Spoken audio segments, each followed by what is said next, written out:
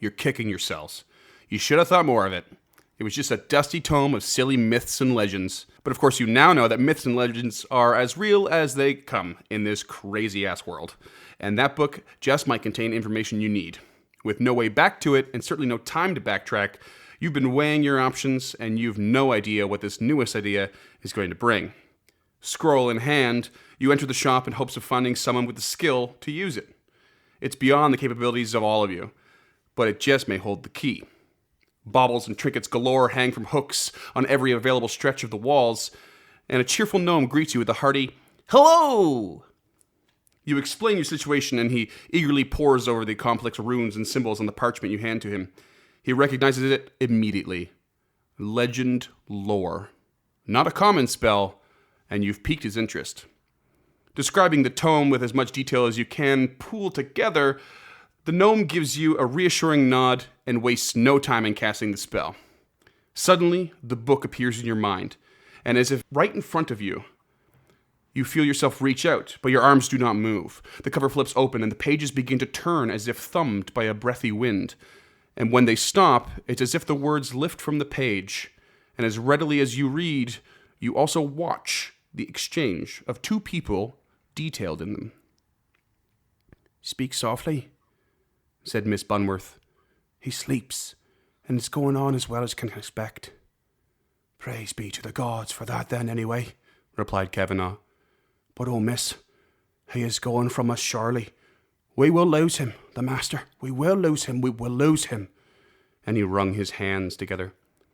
A dimly lit hallway casts the shadows of this exchange, a reinforcement of the dread and despair of this Kavanagh.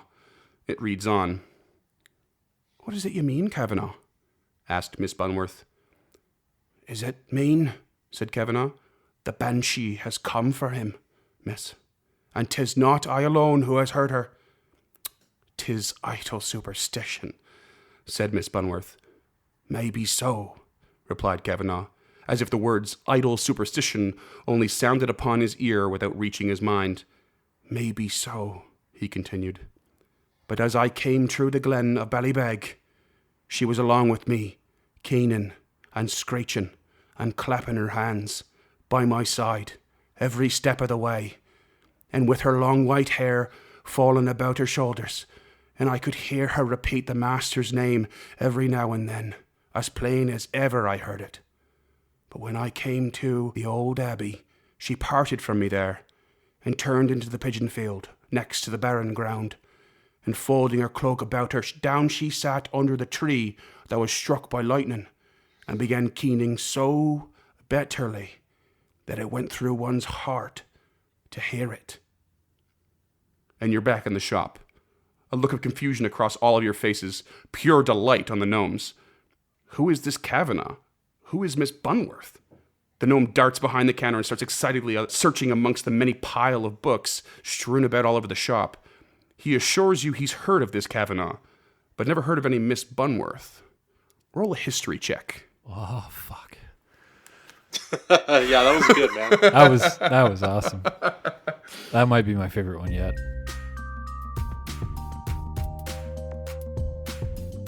Hey there, creatures, and welcome to Encounter This, a podcast exploration of the creatures from Dungeons & Dragons and the lore that surrounds them. Hey there, creatures, and welcome to another screeching fun episode of Encounter This. I am James, Whale of a Time Kid, and with me as always is Freeman, awfully keen Easton, and our very, very special guest co-host, Jessy loves his Caterwall Boros from the DMs of Vancouver. We are going to be talking about Banshees today, found on Monster Manual page. I did write it in. I fucked up. It's pretty early on. Let's say that. Make it in the show. It's okay. We're just getting out of the way early. Yeah. The Monster Manual on page 23. 23. Lovely. Take us there, Freeman. All right. Banshee. The Banshee. Actually... Wait. Before we start, Yeah. Jesse, who are you and what do you do? Oh, yeah. I guess we'll go through this again more appropriately this time. I'm Jessy Boros. I co-host DMs of Vancouver with Sean Hagen over on the Cave Goblin Network. The two of us interview DMs about DMing. I also play the Cenotaph on DMTK Chef Night. Initially, I'm a player character, and then I'm kind of more of a narrative device leading into the later seasons. That's amazing. He's a great character on DMTK as well as an amazing host on DMs of Vancouver. They're an amazing resource for new and veteran DMs alike. I'm not just saying that because I have an episode on there, but the rest of them are all good. Don't worry about mine. It's fine. Hey! Don't sell yourself short. That's a very good episode. That's very sweet of you. Look, guys, we've already gone through this in the last one. I'm, just a bit raw that I haven't been invited, but I guess it turns out I have to invite myself. That's how you did it, right? So. I mean, yeah. If we keep this up, I think we might make him whale. Speaking of Freeman. Okay, the Banshee. Sean Cassidy. Not Sean Cassidy. My favorite X-Man. All right, here's what you need to know about the Banshee in Dungeons First & appeared in Dragons. Uncanny X-Men 26 in 1964. Jesus. I have a copy. Wrong podcast. Wrong podcast. He originally appeared as a villain. He robbed a bank, and then by the end of the episode, he was turned. It's a really good comic. I have one. It's a 7. No, I don't want to borrow it, okay? No, you can't. You know how much that shit's worth? No. Hundreds of dollars. Cool. Anyway, take me to your boring-ass lore. Sorry, wizards. Nah, these guys are cool. I will say the whole time we were recording White, I was actually going, oh my god, these guys are like corporeal banshees. Yeah. Kind of. Yeah, so this is kind of cool. It's a bit kismet because I didn't really plan it. We just were like, oh, let's two undead creatures, and they're relatively similar. It's kind of cool. Yeah, so we didn't plan this at all. For 5e lore, we're looking at any traveler would be considered unlucky if they were to hear the faint cries of forlorn dead. Of course, they wouldn't know it would be undead, but if it were, you'd very likely. That's a very particular line. That's because I wrote it. It doesn't have to be a traveler. It could just be anybody. No. Any white would be considered quite travelers unlucky. only. It's the second episode of the night. We've had a few drinks. It's pretty likely that if you're hearing these cries of a quote unquote forlorn dead, it would be a banshee. Love that word, forlorn. Forlorn's a good one, yeah. Unlike the previous episode, I think they still have a full stock of synonyms. It's the beginning of the book, right? They're the bees rather than the. So the woeful and spiteful. A banshee is a wispy and luminous spirit of an undead female elf. Quite specifically. I just love the picture you painted for me that wizards just could not be fucked to crack the Saurus by the time they hit the W's. I just love that. It's just like there's the Saurus is just like covered in too many coffee stains. Merles and Perkin are just like, nobody's going to read this far. Oh man. So these female elves chose in life to corrupt and control others through their own vanity. And elves are generally, of course, graced and blessed with natural beauty, and any who fail to use this gift to bring joy to the world around them may find themselves a victim of divine wrath in the form of a banshee's curse. Interesting. So, not unlike the white, they're sort of victims of vanity, and very specifically, a god or Orcus turned them into this particular thing. I don't know if it's as a punishment so much, but in this case, it definitely is. Yeah. I have a question about that. Is it specifically female? Did you say gender in there? Yeah. The book specifies it. The book specifies it in its descriptions. We had encountered this. Do not encourage that. And I talk about this later. I made notes of this, and I thought it was quite strange. I have things to say about that too, but I'll wait till we get there later. Perfect. Yeah, put that in your back pockets, there, fellas. So this curse will affect them while they're still alive, which I thought was kind of the cool part. The curse will, while they're cursed, they will experience no gladness, and in the presence of living creatures, they become distressed. The curse takes its toll, causes the mind and body to decay until their ultimate death. The death is the final stroke in their transformation into an undead. In Undeath, they become incorporeal versions of themselves, clad in misty rags and wild, tangled hair, and they forever bound to the place of their demise, unable to travel farther than 5 miles from its location. That's cool. So not unlike some of the lore we talked about in the White, even like one of the real world versions you talked about, the Hauger was like bound to its lair, right? They barely resemble the beautiful form they once had. As time wears away and they become more and more distorted, was a particular word they used, but always maintain a semblance of a humanoid form. They're doomed to recall every event of their life with perfect clarity, but refuse to take responsibility for their actions and in turn their fate. Okay, so there's the difference. Yeah, they're at a constant odds, and they won't admit the mistake that has brought them here. Yeah. And they don't believe they deserve it. The vanity that brought them here persists and pervades as they covet and desire beautiful objects like jewelry, paintings, sculptures, and other objets d'art. Sorry, I don't know why I put it in there. You were an English major, Jesse. What does that mean? Fuck, I don't know. An art object? It basically it means art object. All right, now I'm on the same page. With that, Banshee cannot stand the sight of itself. Any mirrored surface in a single glance would send a Banshee into a complete rage. They freak the fuck out. They were known for their devastating wail that could really cause a lot of damage. They're selfish, strong-willed, and the essence of hideousness that comes right from the book. They delight in the death of anything that's living, and the mere presence of a Banshee will draw energy from its surroundings, even stunting plant growth or floral growth, like sapping the life of their terrain. I'm getting a lot of hag in here too. Yeah, there's a real similarity between, I want to say, Fey undead, because you mentioned elves. Yeah. So at least so far, it really seems like the only way the Fey can become undead is to corrupt themselves based on vanity. Yeah. That's cool. Now go ahead, Jesse. It's almost as if there is a common well of old fantasy tropes that are kind of misogynist that people tend to draw from again and again for monsters. I don't know what you're talking about. And they'll all be in our reading list for this week's episode. So a lengthy honorable mention goes to Agatha. It was a Banshee who haunted the Neverwinter Wood near the small village of Connieberry. Oh. Yeah. And I was researching this. I was like, mention. This is so fucking familiar. But we'll touch on it. Yep.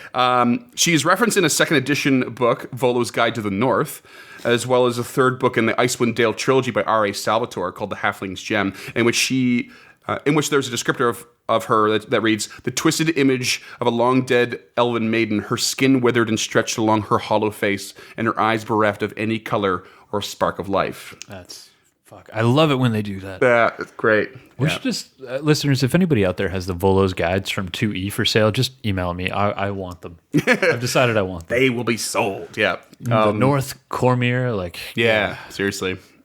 Great. So a wizard in life, Agatha retained her wizardry skills. She avoided interactions with others and was especially reclusive if she thought another powerful wizard was in the area. My kind of girl. She saw the townsfolk of Connieberry as allies and would use her powers to bring food and protection to the village during harsh winters, up to and including killing orcs and raiders that wandered too close to the village. Wow. Yeah.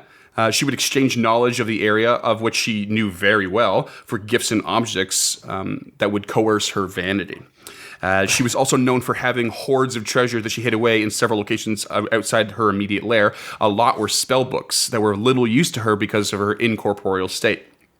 But she was always on the lookout for new spellbooks and magical items to add to her hoard and use for trade. She was known at one point to have had in her possession a spellbook once owned by the legendary wizard Bowgentle of the Silvery Moon. Oh. This is actually referenced in the 5th edition introductory adventure of The Lost Mine of Phandelver. That's where we know her from. This is where we know her from, yeah. She also possessed a magical mask that allowed her to take on the appearance of any race, which was stolen by the infamous drow Drizzt.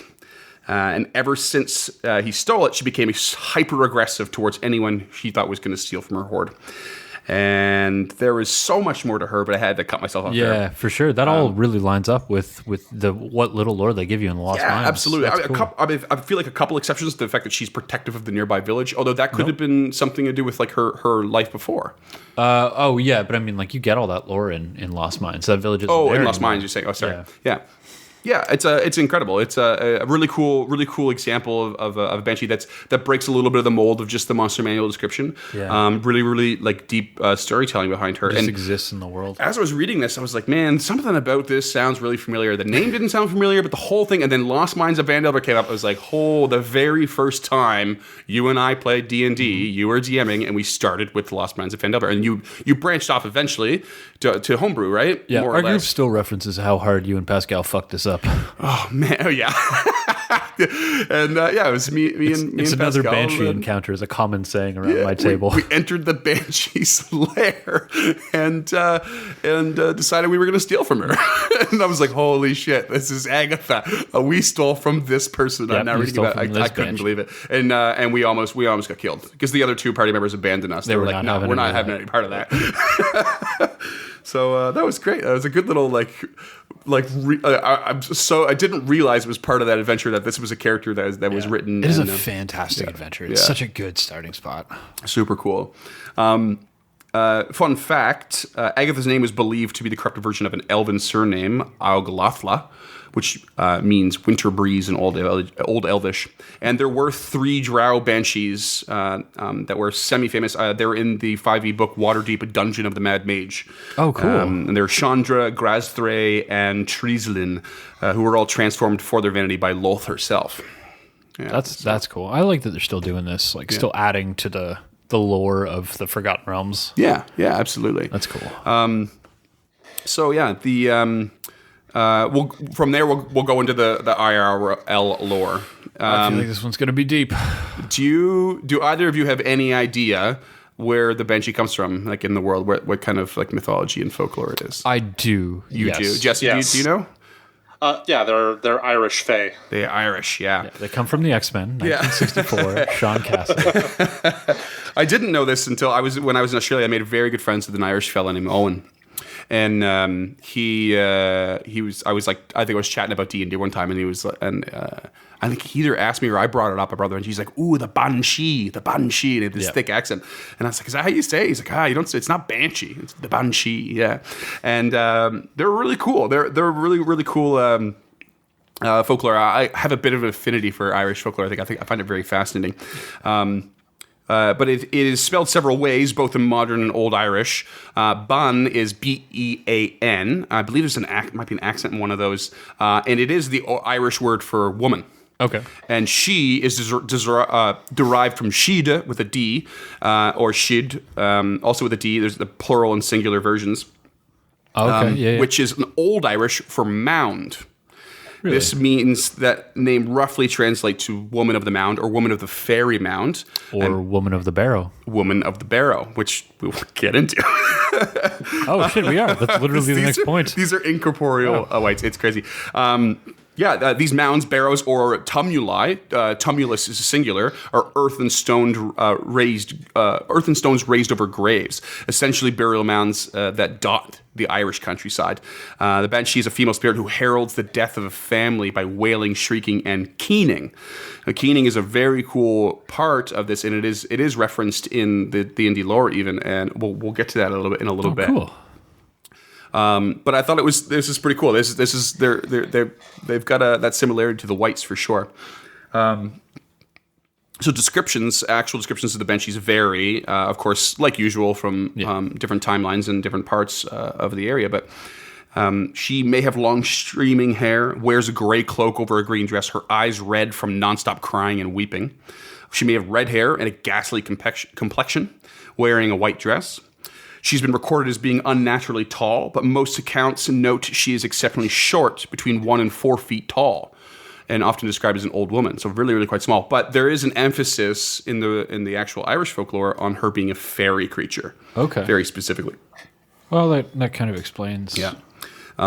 So she may be seen at night, shrouded and crouched beneath a tree with a veiled face, lamenting and crying. She may also be seen flying past in the moonlight, crying bitterly. These are all like kind of little snippets that I caught along the way, like, cool. Worded just so. And she may be the spirit of a virgin who died young and is destined to be the harbinger of doom for her family and kin that's still alive. Sometimes she was a murdered woman or a woman who died in childbirth. If several banshees appeared at once, it indicated the death of someone great or holy. The idea of several banshees appearing at once is thought to have come from a famous banshee named Ibel, or a good friend of mine helped me figure out some of the pronunciations of these Irish words. So this one, it's spelled like Iabel. There's an Irish saying that's a little crazier, but it's pronounced Evil or Evil. Okay. She was the spirit guardian of the O'Brien clan and ruled over 25 other banshees that were always at her attendance. Her wail was known to be so piercing it would shatter glass. That's awesome. Yeah. And there's a book called Ancient Legends, Mystic Charms, and Superstitions of Ireland by Irish poet Lady Jane Wilde. And in it she says, "The cry of this spirit is mournful beyond all other sounds on earth, and betokens certain death to some member of the family whenever it is heard in the silence of the night." Man, that's how you write, Martin. This book is definitely going on the reading list because just by that quote, like I can feel that in my veins. Yeah. Like I'm going to read this. This sounds amazing. Now, I didn't dive too much further into like the O'Brien clan or anything, but there is a connection to a degree where these banshees like seem to some degree are usually connected to a family. They warn about certain families' deaths. Okay. And it actually gets kind of into particular lineages in Irish history. That's cool. I like that. So keening is a really cool thing. It's an important part of the Banshees legend, and keening is the traditional form of what's called a vocal lament. In turn, a lament is defined as a passionate expression of grief, often in the form of music, poetry, or song, usually the result of either regret or specifically mourning. Okay. The word keen comes from the Irish and Scottish Gaelic cuina, which has got the craziest spelling. Yeah. If you subscribe to Patreon, you'll get to see our show notes. I'm going to highlight this in red because that's not what that says. That doesn't say Cuina, anything. that's is what that says. Sorry. Meaning to cry or weep, and is extensively referenced in the 7th, 8th, and 12th centuries of that area. Wow. Yeah. In the Irish traditions, keening was distinct from a wake. So wakes were ceremonial social gatherings before the funeral. Yeah. A keening was a ritual that would occur during the funeral procession, and would also involve watching over the corpse the night before the burial. Oh. It may have had stock poetic elements that involved listing the genealogy of the deceased, praising the deceased, and emphasizing the quote-unquote woeful condition of those left behind. It's kind of like this ritualistic eulogy, almost. Yeah, I'm imagining like a cliche Irish widow just weeping the names of her fathers.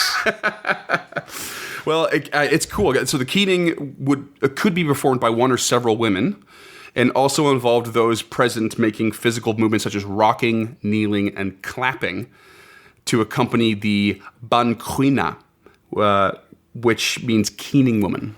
Bean Chenote, I think is how that's pronounced. And we've alienated our Irish audience. Again, let's be honest. So the banchuina. So this. I'm just going to plug it in here now. This is where that female side of the banshee's coming in, because the banshee is always seen to be, or always heard to be keening. They're heard before they're ever seen, usually, in even Irish folklore. Right. And they are keening.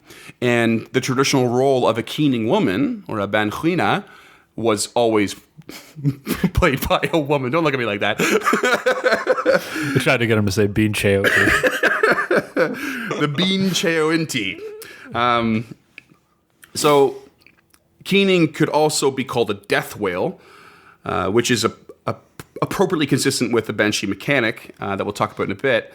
And there are actually worldwide examples of these rituals found in numerous historical societies. Like where?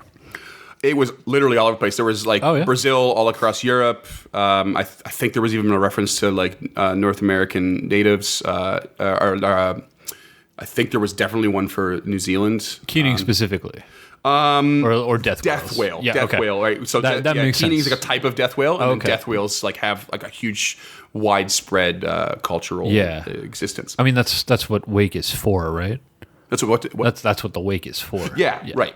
Well, wake is like a wake is a social gathering to like it's more of a celebration and like everyone gets together and just like talks about life, the family, how is everyone doing, and the deceased. Okay, I've never understood those. Yeah, where a keening is, it's more that eulogy. It's very specific towards the deceased, the corpse itself, and it's very ritualistic. It's got the clapping, the rocking, the singing, the words, chorus even. So it's when I was reading that, it actually it's a bit gives an unnervingness to it, like for me. Yeah, it sounds very pagan. When you imagine it's like during the funeral procession, they're moving the body towards the grave, and you have this woman or group of women, and they're like clapping, and they're rocking back and forth, and they're like making weird noises, and they're saying things out. They're not necessarily listening off the genealogy, but that was maybe a part of what they did.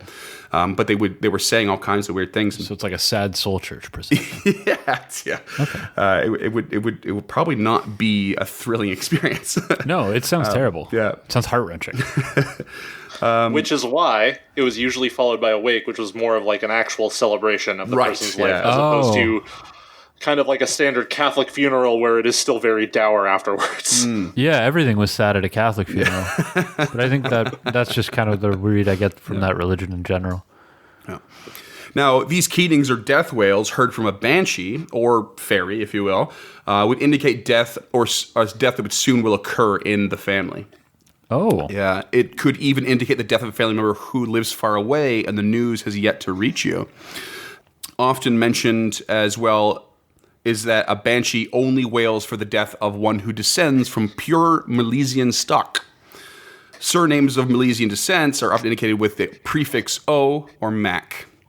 Something we would often stereotype and attribute to Irish descendants. A lot of which people, there's a lot of names people dropped the O and the Mac from. Oh, okay. For a number of reasons. One of which was actually from the supposed famine, and they would actually have to line up for food.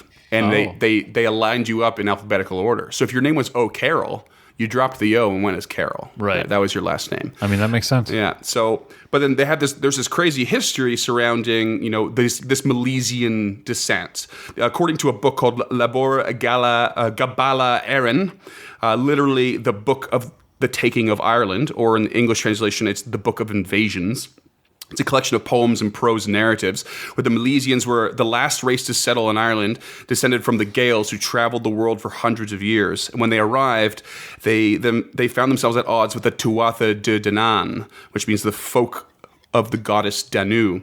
And they were like a supernatural race in the Irish lands. And I believe the story goes they came to an impasse, and the Milesians, or the Gaels, stayed on the material plane of Ireland, and these other ones went to the lower world or the other world. Some debate it's like an underworld, like a Hades kind of thing. Oh, okay. But yeah, I didn't get too far into that, but I thought that was a pretty cool note. Like, these banshees only keen for the ultimate origin race of Ireland, who defeated the supernatural race that lived there before, or crazy how much olden times. Yeah. It's crazy how much in olden times people got caught up on where their blood comes from. Yeah, seriously, eh? And virgins. Yeah. There's virgins everywhere. We haven't touched that one yet, but I'm sure it's coming down the pipe at some point. Oh, we touched a bit in unicorns. Oh, right, right. There's a lot of virgin talk in unicorns. Can I jump in quickly? Of course you Please. can. So, since I knew we were talking about banshees and they're a fey creature, there's this book series I used to read a lot, and it dealt with the Fae, and so put a pronunciation guide in it. Okay. So I was just looking at it, and I thought I might need to use it earlier, but it's I think it ends up being more like Tuatha de Danann. Oh, okay, cool. Okay. Yeah, Tuatha de Danann, yeah. Yeah, that sounds about right. Yeah, I mean, when you're reading traditional Irish, they like to skip a whole bunch of the letters, so that makes way more sense. Yeah. That's awesome. The whole time you were saying it, I kept hearing the Tuathawan, which I think is the race of the travelers in Robert Jordan's Wheel of Time. Who was it? Who were they called again? The Tuathawan. Oh, yeah. That's very close to that, actually. Ooh, I wonder if that's a deep cut. Yeah, It might be. I don't know. Probably. Yeah, that's really cool. The only reason I know how to say it out loud is because I'm listening to an audiobook of it. Oh, yeah. Shout out to Robert Jordan, I guess. Yeah, Robert Jordan and Brandon Sanderson. He finished it off. Yeah. Much love to Brandon Yeah, Sanderson. I like him way better than Robert Jordan.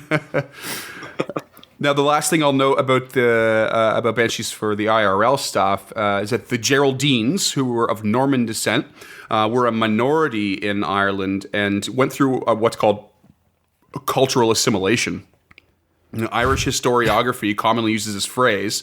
It says more Irish than the Irish themselves to describe the phenomenon of this assimilation. And some people argue that the Banshees will actually also keen for the descendants of the Geraldines. That is dense. Yeah. Yeah, there's so much there. Yeah, that's crazy. So, I mean, like, as far as differences and similarities go, I think most of it's pretty obvious. There is that female aspect. I feel like it's somewhat justified in the real world lore. Like, from the traditional role. I actually didn't say it, but I meant to. Keening women were paid for their services. It was a profession. And it was in high demand at a few points. I mean, it would have to be. That's I imagine that's where the term keener comes from. Oh yeah, maybe. So yeah, the in that it was a profession that only women were traditionally involved in, and so of course if the whole point of the Banshee, if you see one in the real world, the first thing you really encounter is the keening.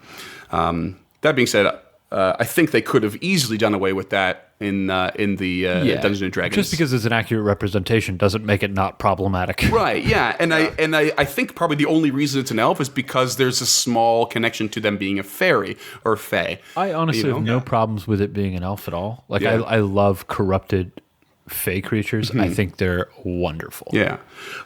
I think I don't think there's anything to indicate in the Wizards lore that it needs to be an elf, though. They could have expanded more on that.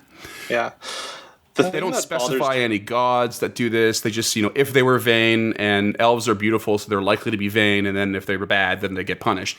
It doesn't have to just be an elf, right? I wouldn't say so. Yeah. That's an easy homebrew. Yeah. Yeah. The thing that kind of bothers me about the 5e version, like what I find really problematic, is that it's like they specify women and then the focus on vanity, and it's just like... Right. You have all of this real world lore that you could have very easily kind of just used instead. And they were like, but let's do a thing that's worse somehow. Yeah, it honestly sounds like going through the real world lore that like being a keener and being a banshee would be like a position of honor. Yeah. This is a good thing. This is something that people wanted or stressed to do or tried to do. Yeah. Very, very big difference in the lores. In that sense, it really seems that way. Whereas a banshee in 5e is just someone who hates. I also found in the cultural lore, a banshee in no way was malevolent. They didn't seek out. That's what I mean. They just they threw out warnings, and that was that, right? Well, that's the cool thing about a lot of the fae. They're usually based on something that existed in the society, and they were kind of like, oh yeah, a banshee is scary and dark in the real world lore, but it's not necessarily evil. Right. For sure. Yeah.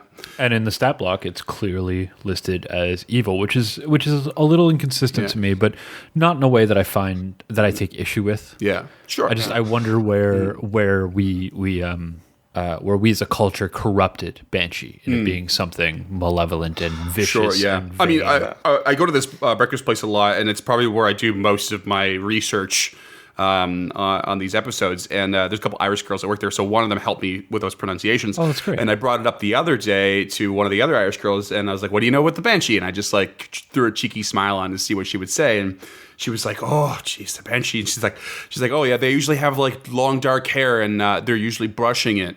And if they see that you've seen them, they throw their brush at you, and then if the brush hits you, you might die or something like that." And I was like, "What?" And she's like, "I think it was just a story that moms used to tell to make sure girls came in after their night, and when the sun went down." I don't know where I heard it, but I've actually heard that story before. Yeah.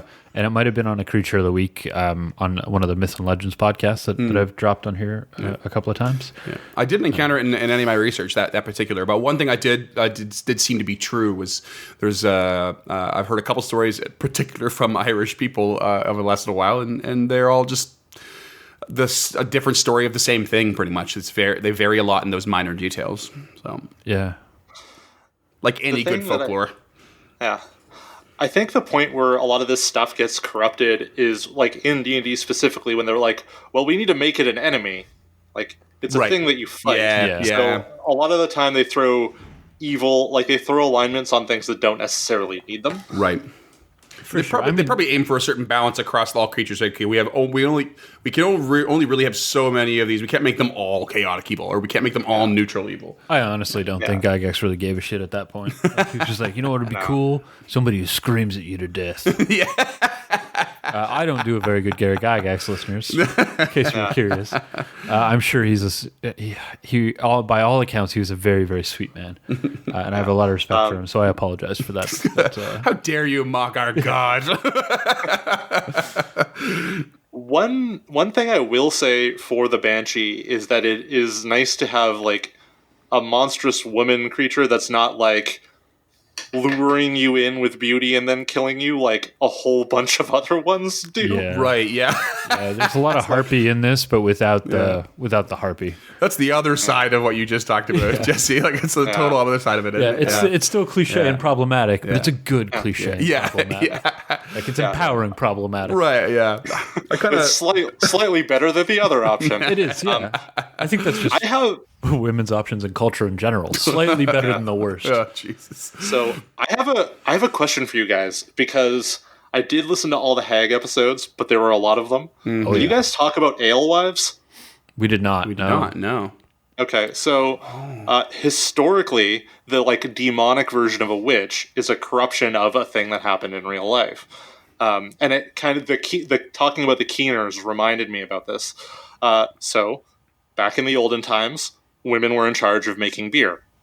Oh, brewers. Yep. Did not know. Yeah, this. they did the brewing because you couldn't drink the water because it would kill you a lot of the time. Correct. So when one of the big plagues came through, a bunch of, husbands lost their wives, wives lost their husbands. Mm-hmm.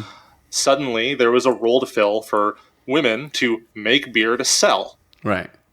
Women started to become, more and more powerful and important members of the community because people needed this. Kind of like when wartime hit. Yeah. Yeah. Well, and then eventually the church turns around and is like, oh no, we can't have that. Oh, which is where you get the tall black hats and black cloaks, because in order to be seen, alewives would wear big black hats to kind of like signal that, yes, I am an alewife, I'm over here, this is the place I am in the market. Oh. So a bunch of the like shitty evil witch things comes from the church basically being like, hi, no, fuck you, you can't have any power. Wow, demonizing them through their outfits and stuff, and like, wow. I mean, that's pretty par for the course for the church, if we're being honest. But oh yeah, no, that's cool. I like that. My wow doesn't come from shock; it comes from how interesting that is. Brewer and Brewster are two of the only surnames that men took when they married women. No way. So you always took the name of the most. I believe you always took the name of the most profitable profession. Okay. So if your husband was a smith and he took in more money, you'd be smith. But if you were, a farmer and your wife was a brewer and she made more money, you'd be brewers. Okay, cool. You go down to the end of the block and you see the brewers. Right. It's like Gary and John Brewer. That is another interesting fact. This is an interesting fact podcast. Yeah. I love it. All right. Well, with that, take us to the ads. I think we need to. I've been holding this can, waiting for the opportunity to crack it because I finished the other one a little while ago. This episode is not brought to you by Jessy Boros, because last episode you said I could actually make it about Strange Fellows. No, I'm kidding. It's about Jessy Boros. Thank you to Strange Fellows. They've been supporters for us all the way. But I think this episode's sponsor is going to be DMs of Vancouver, who you can visit on the web at DMs of Vancouver on Twitter. And what's your website, Jesse? Why am I doing this? DMsofvancouver.ca. Perfect. We nailed that plug. At Jessy Boros for his tweeter. And it's some good tweeter. There's some good doggo pics. Good doggos. I don't know if you know this, Jesse. I don't know if you've searched through Starfinder at all, the game Starfinder. But there's a lot of really silly creatures in that. Like, they just took an animal, we're like, we'll change its coat and give it a couple extra eyes, and then cut its tail in half, and then that's a new alien, right? So I think we talked about it in one of our upcoming episodes, or the episode it'd be past this, I guess. The Kieran, where there's a giraffe with 4 eyes, 4 horns, and 6 legs, and it's got leopard print and it's white, but it's really, really silly.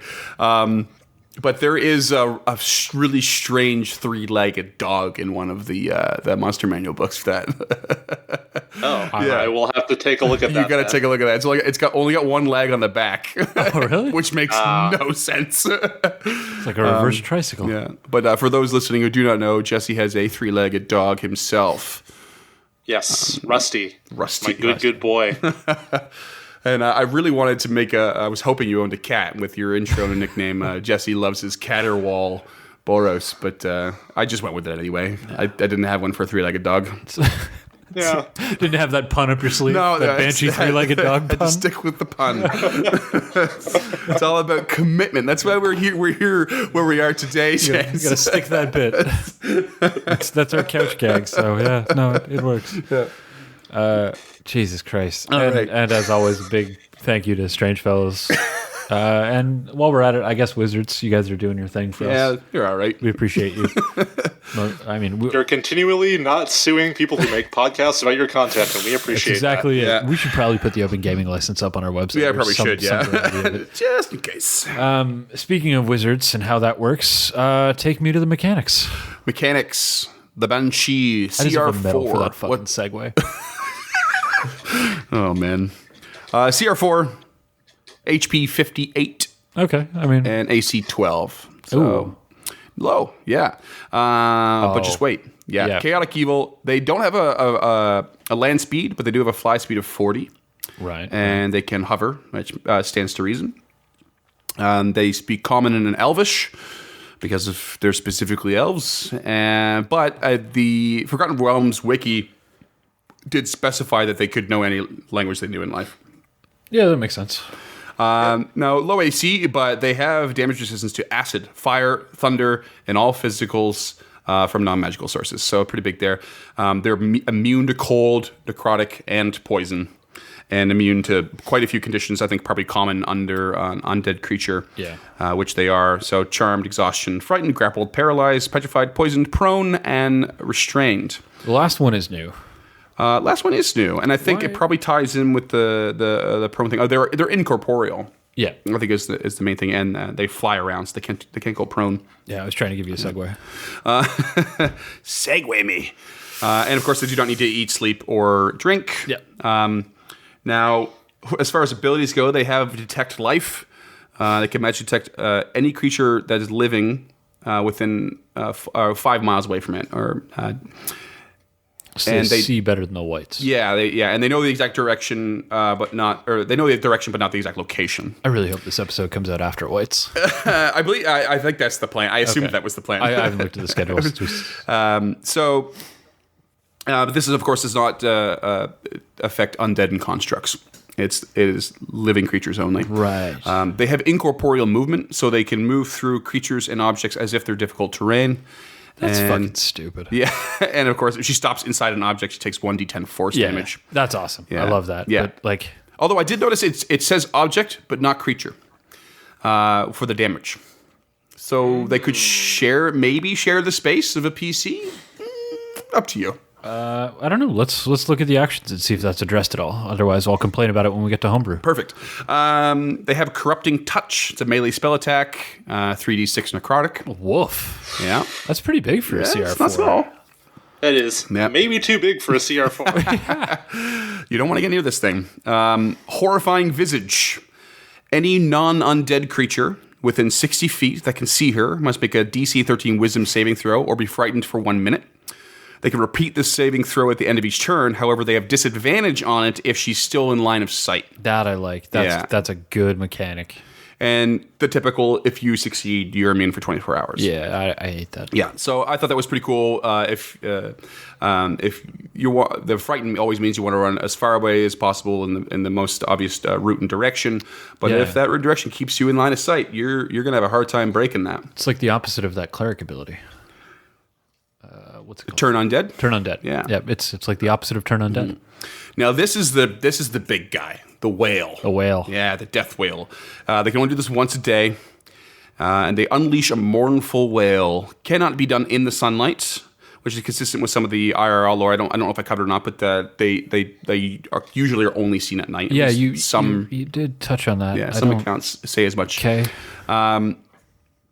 This has no effect on undead and contracts, of course, but creatures within 30 feet make a DC 13 Constitution saving throw.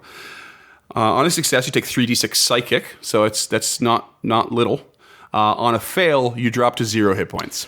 No, and con's not a big one for most new players. They don't tend to dump con. Yeah.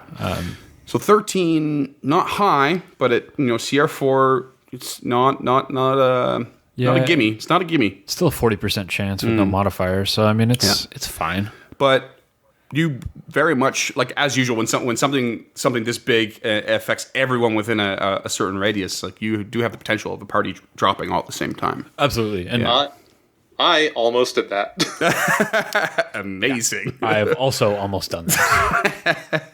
I can't wait to hear about it. But before we go into that, I did want to mention the Banshee in 3rd edition.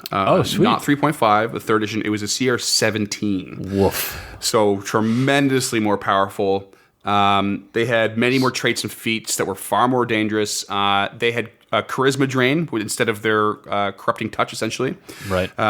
Fortitude save, so Constitution, and you would permanently lose 1d4 charisma. I love that, but it's so vicious. I love Horrifying appearance was the same DC, Constitution, and you would permanently lose 1d4 strength, dexterity, and Constitution. I wonder why. Just from looking at her. And then the whale, it's specified that it could affect up to 18 living creatures, and she could either do it in a 30-foot radius or spread, it's specified spread, or she could turn it into a 60-foot cone if she wanted. Interesting. Yeah. And they die, and specifically. They die. Yeah. Yeah, they specifically are slain, not dropped to 0 hit points. DC 26 Fortitude save or permadead. Yeah. That's legit. That is a beast.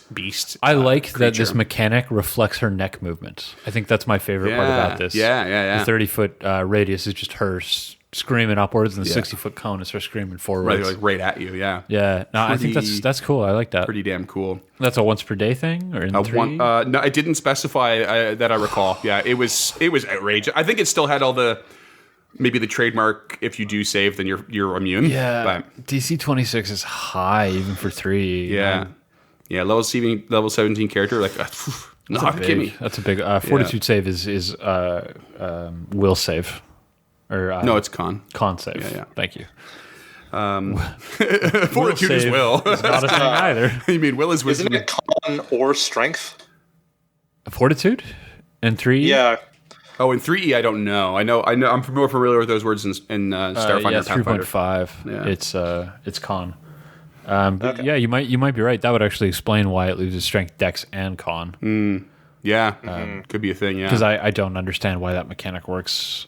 Oh, it's I mean, I think it's partially just because there was no cap, right? So, like, sometimes that would not be that big a deal. Yeah, no, that's fair. But if I like knowing where mechanics come from, and I don't understand how looking at something can freak you out so much. Your strength, your mobility, and your constitution decrease. Like, I don't understand why all 3 of those things are affected. So if anybody's got permanently too. Yeah. You're so shaken, you're gonna move slower. Yeah. So if anybody's got an answer to that out there in podcast land, hit us up. I'd really like some clarification on that. If there's some lore that we're missing there, or if 3 was just batshit insane. I like the idea of podcast land. Like we had our own theme park. What do you think our ride would be? Boring. Wow, you heard it here, folks. Just quick on the draw on that one. Counter this is ride in podcast land is the most boring one. Listen to 2 white dudes talk about white dude things. And every once in a while, like they guest star a 3rd white dude. Yeah, if we had a ride in podcast land, I think it would be like that ride at Epcot where you go through all the lands and they sing about the shit that they did, but it would be terrifying. No, you know what? I think it would be what I talked about in the Harpies Greek mythology, where the guy was banished to an island, and then and he lost his sight, so you blindfold everybody, and then you put a beautiful meal in front of them. It smells wonderful, and you go to eat it, and it's either taken away from you, or if you get to it, it's actually just rotten food, but we've perfumed it. We have very different definitions of what a ride is. Oh, you put a blindfold on, I'll take you for a ride. That's an experience. Jesus Christ. Speaking of experiences, there's another metal segue. Jesse, do you have an experience? Yeah, tell us about how you almost murdered everybody. Yeah. We're dying to know. My party had to kind of land on an abandoned island that had a holy relic in the middle that they had to get to. So they go to camp for the first night, and I was like, oh, well, I'm going to run this Banshee the way it would make sense if it was going to attack the party. So meaning it starts wailing while it's still walking through a solid rock cliff, basically. I didn't expect half of my level 9 party to fail the DC 13 wisdom saving throw. No. And for the only 2 left, for one of them to fail the horrifying visage saving throw. Horrifying visage, yeah. So 3 of them were reduced to 0. One of them ran away. And the other one had to try and one-on-one fight a Banshee until he managed to pull one of the other ones up. Oh, and it was just it was this thing where I was like, oh, this is going to be an interesting little fight. It's not going to be that dangerous for the party. It's only CR4. Jesse's only TPK. I nearly murdered my whole party with the first random encounter on this island dungeon. Good. I mean, a good mechanic gone wrong. They fucking know now, that's for sure. I love it. James seems to have the opposite problem with our group. Usually, he sets up I think we're level 8 now, and he'll set up a CR 12, 13 encounter and we'll walk through that's it. That's what I get for having 4 fucking fighters. Yeah, but that's the thing that's interesting about 5e that I think does work with the monsters is with bounded accuracy, sometimes a way lower monster can be really dangerous if you roll well or your players roll badly. Yeah, definitely. Specifically with undead. Matthew Colville has a great episode on the death spiral. Oh, yeah? Yeah, that I think everybody should watch, specifically while running undeads like Banshees and Whites. Anything that can create more undead or instantly drop you to 0 hit points. Oh, cool, yeah. Is fucking dangerous. Make a note of that and we'll put it in the reading watch list. Yeah, I would also argue that the CR on Banshee should be higher, just with all of its immunities and whale, even if only used once per day, it only needs to work once. Right? Yeah. I think you might be right. I think it's actually pretty common for the CR to be off in the book. Mm-hmm. And I think this is definitely one of those. Here. Yeah. I think this is definitely a very good highlight of that. Yeah. Absolutely. I don't think I would adjust it much though. What is a Wraith? 5? So I think I'd probably just up at 1. Mm.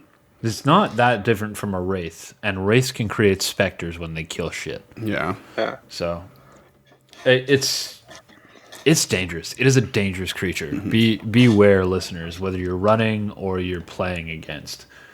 This can get out of hand quickly, and you've got 3 relatively experienced DMs sitting here telling you, in all sincerity, this could ruin a campaign if done poorly. It almost happened to Jesse. The same thing almost happened to me when Freeman and our buddy Pascal went to fight the Banshee and the other 2. Session 3, maybe? Session 3, yeah. It was a barbarian and a bard facing off a Banshee in her lair. Yeah, we must have been no more than level 2. Yeah. Well, I want to say Druid and what the hell did Becky play? Cleric. She was a trickster cleric. Okay. Well, the druid and the cleric hung out outside. Yeah. And if there's one thing, they didn't just hang out outside. We were inside talking to the Banshee, and the Banshee was offered us some treasure, something like that. But there was other treasure chests, I think. Yeah, there were. And we basically were like, "Oh, we should take those too." And she disappears. And she offered you the spell book once owned by Bo Gentle of the Silver. Oh, was it really? Yeah. Oh my god, that's so good. Yeah, because this was straight out of the Lost Mines. And then they were like, we started planning to steal more shit. And Yeah, 'cause she then disappears after and she gives the you other the two were book. just like, no, we're not having it. And they just walked out. And we're just like, should we try it anyway? I think you're supposed to give her a mirror, and you gave her the mirror, and she walked out, and she was pacified, and then you just started robbing her. And then she started screaming. Sorry, burgled. Yeah. Burgled. We burgled. Yeah. Because Pascal was a burglar. No, well, burgle implies no weapons were involved. Robbery is armed. Fair enough. It was burglary that became robbery very quickly. Semantics. Which very quickly became a calculated retreat. Oh, yeah. We were out of there pretty quick. I think I hit her once, and they were like, yeah, she doesn't really look like that bothered her at all. And I was like, oh no, we were so right into the game. And I think she might have hit me once. We're like, okay, gotta go. 3d6 necrotic at level 2. Yeah. Woo. Yeah, that's brutal. Especially against a barbarian. Yeah. Woof. Beautiful. Yeah. She's got a +4 to hit. Like, that's an extra 20%. Yeah. She's all right. Who's got it going on? No, I've never used one of these. I think I'd be pretty excited using them. I'm honestly, I just can't stop thinking about how I haven't really used undead, and I should really look at using them more. I love them. Yeah, absolutely insane. What I will say is I kind of homebrewed something in the intro. I kind of took a few liberties with that spell that was in the exposition legend lore, but I was trying to figure out a way to introduce a something that I talked to James about. And I wanted to use an excerpt from an actual historical book this time. So that exchange between Miss Bunworth and Kavanaugh actually comes from a book that has a bunch of sort of recountings of folklore in Ireland. The book is called Fairy Legends and Traditions of the South of Ireland by Thomas Crofton Croker.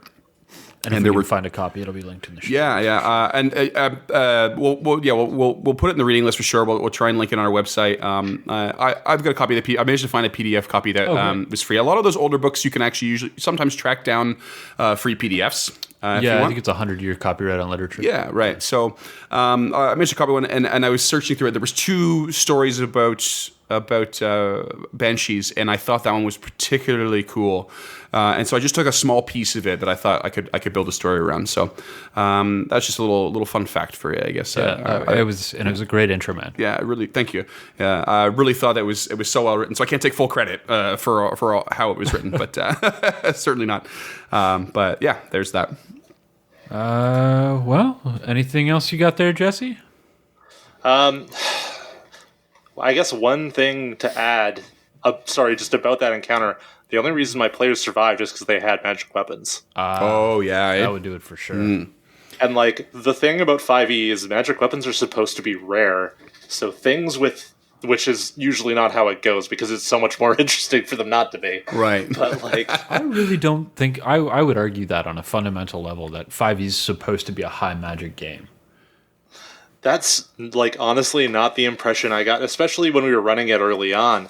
But like, I don't know. I wonder if it depends with the magic weapons in 5e in general. I feel like there's not enough of them. Yeah. Well, I mean, anything with a +1 modifier is a magic weapon. Yeah, technically, yeah.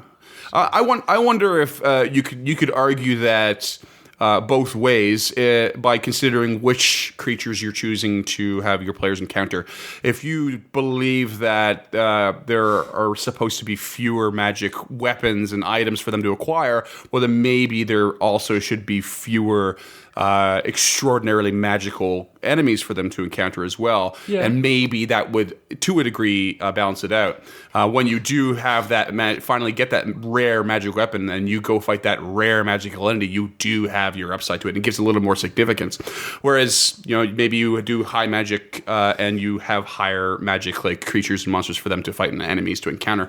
It's probably I would, just being the apologist maybe would say that maybe there's a theme there that Wizards might have put in.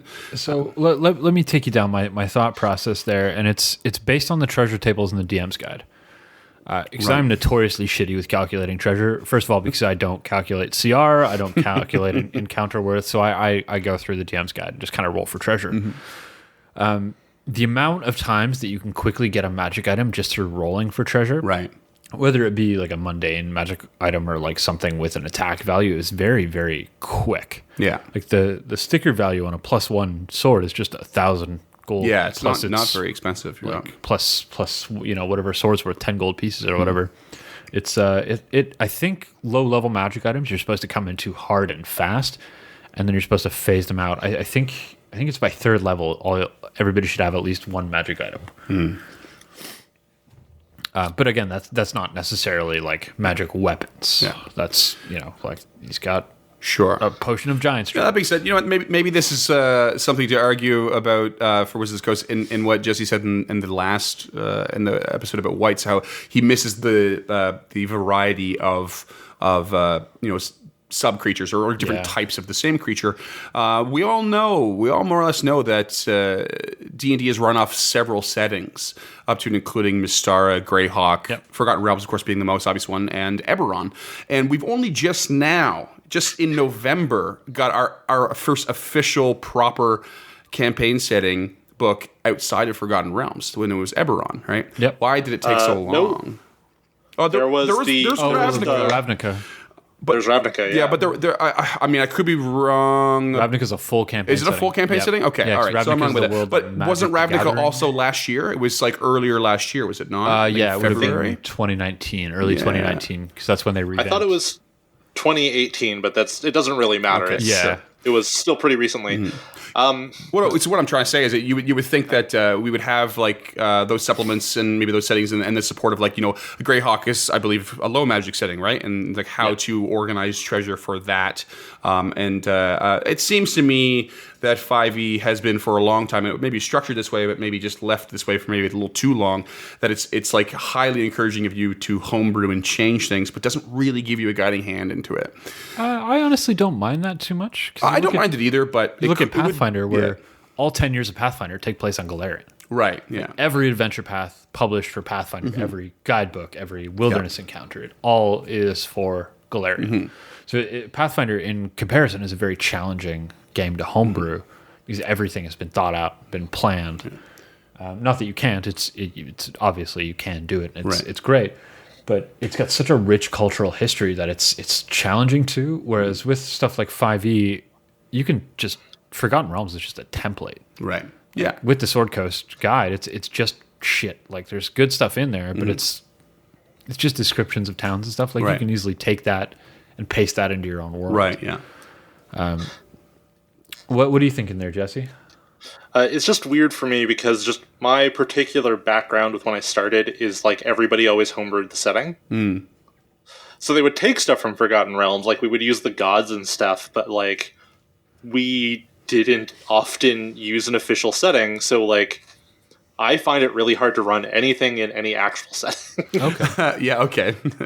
Like, I mean, I think one of the biggest recommendations, and I think James and I have advocated before on the show, is that you should always just feel out your character or your players and what it is they want to get out of the game, and your setting is based on what those players are looking for. Yeah, and make it your own. Like I'm not saying you have to use Forgotten Realms. Like do your own thing. Yeah. I love using Forgotten Realms because there's a map there and I can just fucking throw up all these cool maps. Here's what this town looks like. There's such a rich history, so I can just rob what it looks like and then homebrew everything that's in it. Right. Yeah. That's a perfectly Just rename all the towns and roads, and it's yours. even use the same maps for the same towns. Like, It would be nice to have a lot more map options released for us to use. I agree completely. yeah. Yeah.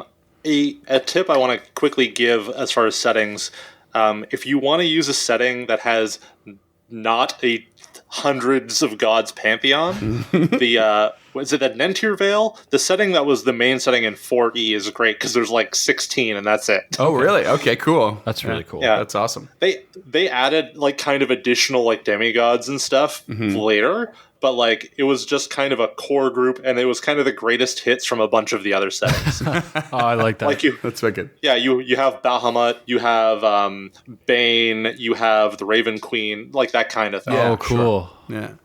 That's wicked. Yeah. And if you want a good 4E book, The Forgotten Realms has the campaign guide to the Forgotten Realms in 4E is amazing. Is it? Yeah. Okay. It's legendary. Cool. Yeah. Sweet. It's so well fleshed out. It's the whole side of the world. It's not just Faerun. So for those of you listening, Faerun is the continent. There's also Cormyr, which is one we touched on in Whites. There's a couple more, including where the Tomb of Annihilation takes place. I can't remember what it's called. But those are all on the world Toril, which is the Forgotten Realms. Right. Okay. So the book expands across the whole continent. There's a great map of the entire upper continent, or just steal Galarian for Pathfinder and use that. It's good. That's wicked. I guess that's campaign settings. That's been. Okay. This has been our brief digression into my show. I'm into it. Man, we always do this. Well, especially now. I know that we've gotten more and more comfortable doing this. We get on these homebrew tangents big time. Yeah, it's half the show now. Yeah, it's fun. All right, Jesse, where can people find you on the web again? People can find me at Jessy Boros on Twitter. They can find my show at dmsofvancouver.ca or just at DMs of Vancouver if they're on Twitter. You can also find our stuff on cavegoblins.com. That's fantastic. And you should find all of those things. They're all wonderful. If you want to know more about us, because you found this by accident, you can find us on Twitter at EncounterPod. We have a Facebook page, facebook.com/EncounterThis. We have a home on the web it's fine. It's encounterthis.ca, where you can find all of our blog postings and links to the reading list that we talk about. A link to that blog will be in the show notes of this episode. You can also find us on Patreon. If you like what we do and you want to hear more of it, you can throw us some money. $5 a month gets you a handwritten letter and access to the show notes, where I've highlighted all of those words that don't sound like those words that Quina, Bean Cheoti. Bean Cheoti. And for $10 a month, you can suggest a creature for us to cover and get your name covered and maybe even guest star in it like Jesse here did. Yeah, treat yourself. Yes. Yes. Oh, and most importantly, for both of our shows, don't forget to rate and review on your platform of choice. We're starting to beg now, are we? Starting to beg, yeah. Yes. Give us those sweet reviews. They sustain us like blood. Can I have stars, please? So good. So that's going to do it for us today, creatures. We'll be back in 2 weeks with another episode of Encounter This. Ooh. I don't know what it is yet. You'll find out when you find out. It's your episode, so you gotta decide. That's the end of the episode. Jesse just yelling at our listeners. Sold. Oh, God.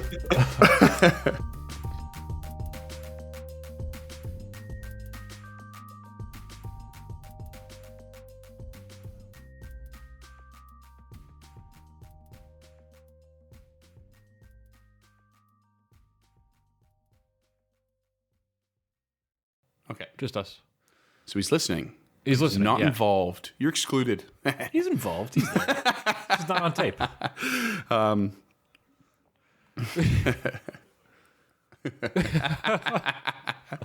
Fuck, I wish we got that on tape. Yeah, damn it. All right, say words that don't look like words to me, Freeman. Okie dokie. So I have a little extra here. Of course, yet again, Banshee was kind of long because I get carried away. It's my theme. It's my theme. But I have a little extra excerpt I thought I would throw in, like we did with the Rule of Three in the Banshees or in the Hags, sorry. And this is a story that my friend Owen, he had told this to me when I was in Ireland. I was giving him trouble because he's like, oh no, like, I believe this really happened because my grandfather never drank. And I was like, an Irishman who doesn't drink is probably less trustworthy. I mean, somebody who goes against their entire culture like that, you would think so. Hey, stand out, right? But anyway, any more racist things in this episode? We've already alienated the Irish audience, so it's fine. I guess nobody Irish is listening at this point. But I sent him a message and I asked him to regale me the story because I didn't really remember the details. And he sent me this. So this is pretty much verbatim what he sent me. I changed a couple things just for he did it really quick, so some formatting and whatnot. But this is a story of the Banshee. So my granddad, Patrick O'Halloran, known as Paddy, of course, was born in 1916 in rural Ireland. He grew up in the countryside in a county called Tipperary. He was working from the age of 12, and by the time he was 20, he was a big, strong working man and used to walk about 5 kilometers to work every morning and home that evening. One evening at work, out in the field, everybody heard a horrific, high-pitched squealing sound and stopped what they were doing and looked at each other. Everyone knew what they had heard, and most had been about the same age as Patrick. They had never heard the cry of a banshee before, but undoubtedly knew it couldn't have been anything else. Eventually, everybody carried on with their work, and there was no further talk of the Banshee. Later that fine summer's day, Patrick had clocked off work and started his 5-kilometer walk home with the sun still shining. On his travels, Patrick came across 3 young men, not so much older than himself, very much struggling to carry a coffin between only the 3 of them. So, being the man he was, he of course offered to lend a hand. The men were all delighted and took him up on his offer immediately. So Patrick grabbed a corner of the coffin and off they went. Not one word was spoken as they carried the coffin through the various amounts of fields, which seemed like forever to Patrick. And at one stage, they came to a stop for a quick toilet break and put the coffin on the ground in the middle of one of the fields. Patrick ran over to a ditch, done what he had done, and as he turned around, he noticed the 3 men walking away with the coffin. He thought to himself that he certainly had not been long enough for them to get frustrated and leave. But as he started to make up the space with a slight jog, before his very own eyes, the 3 men and coffin slowly but most definitely disappeared. And Patrick O'Halloran was stood in a field completely alone and absolutely no idea where he was or whose field he was in, considering Patrick grew up frolicking in these fields his whole life and knew every bit of the land, every single person in the town, and to be left standing there with his dick in his hand, literally, and no direction home, was pretty much a terrifying experience for young Patty. When Patrick finally found his way home, his mother was waiting for him, tears streaming down her face, wondering where he had been. Before Patty could explain to his mother what had happened, she asked Patty frantically if he had heard what happened at the tracks. Patty, clueless and still a bit shaken up from his own experience that day, replied, "No, what happened?" His mother told him that 4 young men from out of town were walking home to their B&B, their bed and breakfast. They were walking home from the same workplace Patty worked at. And when they made it through the fields to the train tracks, one of the men's boots got stuck. And no matter how they tried, he could not get the boot off or dislodged from the track. The train was approaching, and the other 3 men, realizing what had happened, tried to free him. By the time they managed to get his boot out and threw him up over the shoulder, all 4 men were struck by the train and died instantly. And to this day, Patty's tale of the Banshee lives on through his 9 children, 28 grandchildren, and 4 great-grandchildren. It's not right that my takeaway from that story is how big his fucking family is. That needs to be addressed. Pretty crazy. To me, that's enthralling. It's a ghost story, you know? Yeah. It truly is a ghost story. But it starts with this Irish tradition of hearing the wail, the squealing, the scream of a banshee. Oh, I love that. That's amazing. It's pretty cool. Owen's a crazy Irishman, so his whole family's probably crazy, and but that's fine. And who are we crediting with this story? This is Owen O'Jimsig. He's got an O in his name, so he's probably from that pure Milesian stock. That sounds about right. But translated, his last name is Dempsey. All right. Yeah. Thank you, Owen. Yeah, thank you, Owen. That was insane. In a good way.